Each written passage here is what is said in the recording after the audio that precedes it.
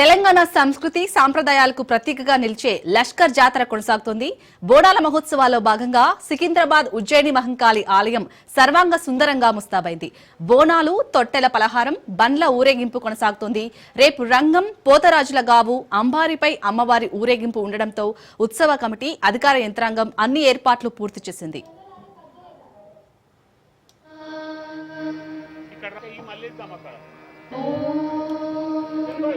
జగదంబా మాతా key జై.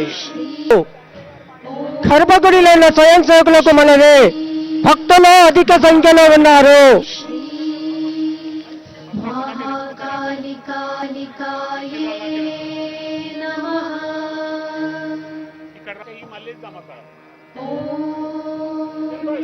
జగదంబా మాతా key జై. గర్భగుడిలో ఉన్న స్వయం సేవకులకు మనవి, భక్తులు అధిక సంఖ్యలో ఉన్నారు.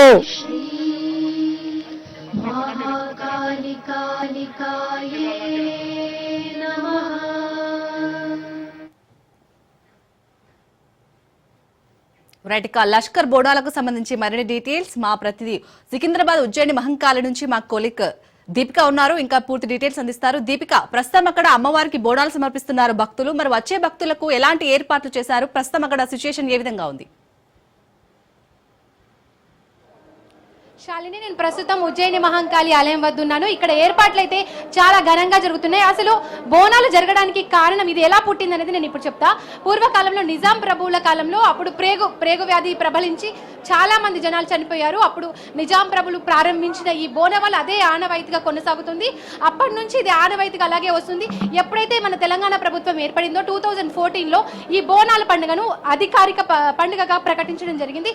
అయితే ఈ సంవత్సరం అయితే 2025కు రేవంత్ సర్కార్ అయితే 20 కోట్ల బడ్జెట్ కేటాయించింది. ఇది 28 ప్రధాన ఆలయాలకు అన్నిటికీ ఈ బడ్జెట్ అనేది కేటాయించబడింది.